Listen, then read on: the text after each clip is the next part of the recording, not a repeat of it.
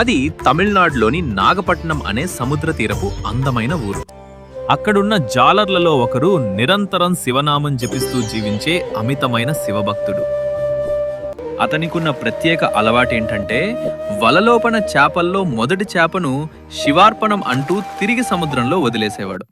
ఒక్కసారి ఏ కారణం లేకుండా ఊర్లోని జాలర్లందరికీ ఒక్క చేప కూడా పడటం మానేసింది. రోజులు గడిచాయి, కానీ పేదరికం మాత్రం కొంచెం కొంచెంగా పెరగసాగింది. మరోసారి సముద్రంలోకి వెళ్లారు. మొత్తం పడవల్లో ఒక్కదాంట్లో మాత్రమే ఏదో బరువుగా పడింది. అది వారి నాయకుడైన శివభక్తుడి వల. పైకి లాగితే రత్నాల్లా మెరుస్తున్న బంగారు చేప. ఒకే చేపతో 2 తరాలకైనా సరిపోయే సంపద. అందరూ వేడుకున్నారు.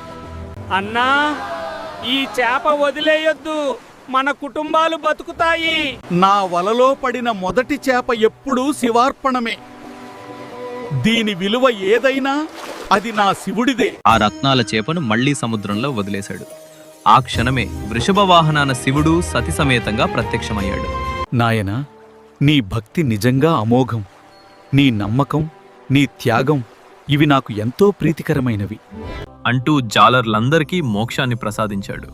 ఇప్పటికీ నాగపట్నంలో ఆ జాలర్ పేరుతో ఉత్సవం జరుగుతుంది.